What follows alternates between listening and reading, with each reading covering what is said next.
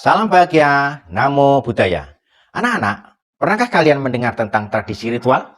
Bagaimana sikap kita terhadap agama, ritual agama kita, dan agama orang lain? Nah, kali ini kita akan belajar mengenai makna ritual, agamaku, dan temanku. Anak-anak sekalian, apakah kalian sudah siap belajar pada hari ini? Mari kita mulai pembelajaran kali ini bersama saya, Saring Santosa.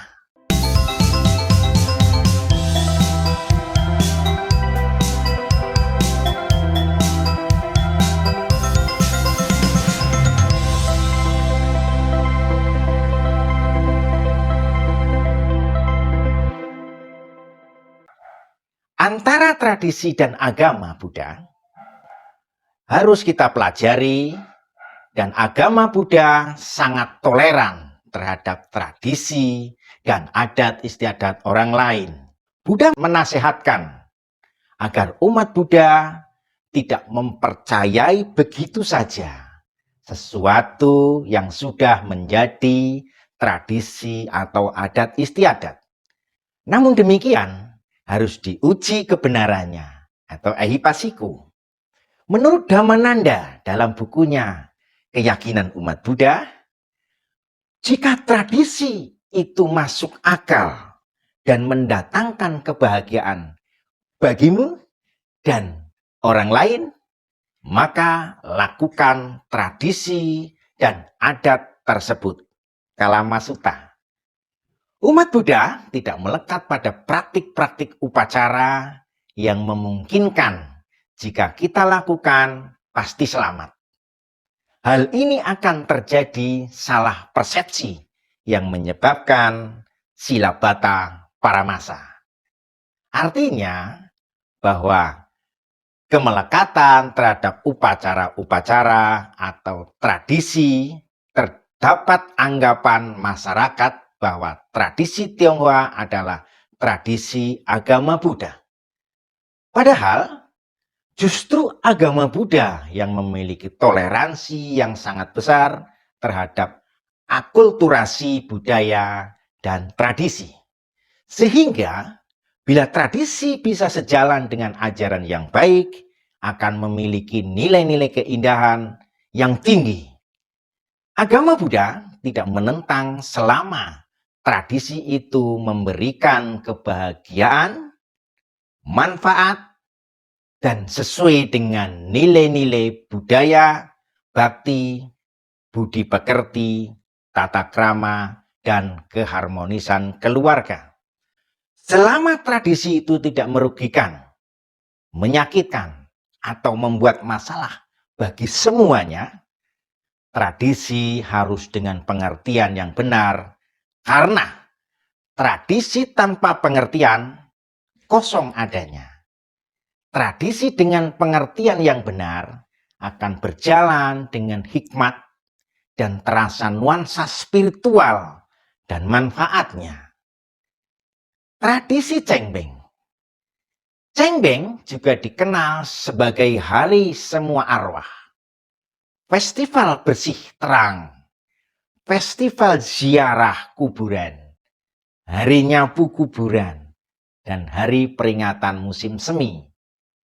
Pada upacara ini, warga Tionghoa akan datang ke makam leluhur untuk membersihkan makam dan bersembayang dengan membawa persembahan untuk leluhur terdiri dari buah-buahan, kue basah, teh, manisan, dan menu makanan utama. Salah satu kegiatan utama dari Cengbeng adalah untuk membersihkan makam, maka penting untuk membawa sapu, kuas, dan lain-lain untuk membantu dalam kegiatan tersebut. Kertas perak. Kertas perak wajib diletakkan di atas makam sebagai tanda bahwa makam sudah dibersihkan. Pelaksanaan sembahyang atau perlengkapan sembahyang yang wajib dibawa berupa lilin, dupa, kertas sembahyang, dan kertas perak. Sikap menghargai ritual orang lain agar keragaman dalam masyarakat tidak menjadi faktor penyebab terjadinya benturan dan perpecahan yang berujung pada sebuah konflik, maka dibutuhkan sikap toleransi, saling menghargai dan menghormati. Sebagai makhluk individu, sekaligus makhluk sosial, dituntut mampu menjalin hubungan dengan orang lain untuk memenuhi kebutuhan. Di dalam pemenuhan tersebut bisa saja menemui benturan antar kelompok, golongan, atau masyarakat umum, baik yang berkaitan dengan suku, ras, agama, maupun golongan. Menghormati bila teman berbeda agama sedang menjalankan salah satu kewajiban agamanya. Contoh, umat Islam sedang puasa atau Hindu merayakan Nyepi, tidak saling menjelekkan agama orang lain ataupun merendahkan agama orang lain. Ikut membantu dalam kegiatan sosial agama masing-masing. Contoh, buka bersama yang dibantu oleh siswa non-muslim. Nah, anak sekalian, turut senang bila salah satu temanmu sedang merayakan hari raya mereka, meskipun kamu tidak ikut merayakan. Makna nyadran. Nyadran adalah serangkaian upacara yang dilakukan oleh masyarakat Jawa pada umumnya, terutama Jawa Tengah. Nyadran berasal dari bahasa Sanskerta, srada, yang artinya keyakinan. Nyadran adalah tradisi pembersihan makam oleh masyarakat Jawa, umumnya di pedesaan. Nyadran berasal dari tradisi Hindu-Buddha sejak abad ke-15. Para wali songo menggabungkan tradisi tersebut dengan dakwahnya agar agama Islam dapat dengan mudah diterima. Pada awalnya, para wali berusaha meluruskan kepercayaan yang ada pada masyarakat Jawa saat itu tentang pemujaan roh yang dalam agama Islam yang dinilai musyrik, agar tidak berbenturan dengan tradisi Jawa saat itu, maka para wali tidak menghapuskan adat tersebut, melainkan menyelaraskan dan mengisinya dengan ajaran Islam, yaitu dengan pembacaan ayat Al-Quran, tahlil, dan doa. Nyadran dipahami sebagai bentuk hubungan antara leluhur dengan sesama manusia dan dengan Tuhan. Nyadran merupakan salah satu tradisi dalam menyambut datangnya bulan Ramadan. Kegiatan yang biasa dilakukan saat nyadran atau ruahan adalah menyelenggarakan kenduri dengan pembacaan ayat Al-Quran, zikir, tahlil, dan doa. Kemudian ditutup dengan makan bersama.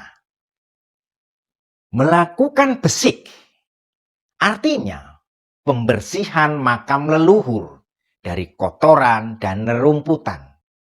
Melakukan upacara ziarah kubur dengan mendoakan keluarga atau kerabat yang telah meninggal di area makam.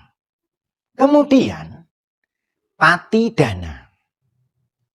Patidana yang berarti transfer atau membagi jasa baik adalah sebuah upacara sekte Theravada yang dilakukan untuk mengirim atau membagi jasa baik seseorang yang telah sebelumnya diperbuat kepada sanak saudara yang telah meninggal, yang terlahir di alam hantu kelaparan atau peta. Kegiatan ini dikenal juga dengan pelimpahan jasa. Dalam Buddhisme Mahayana juga melakukan kegiatan ini dengan nama Ulambana.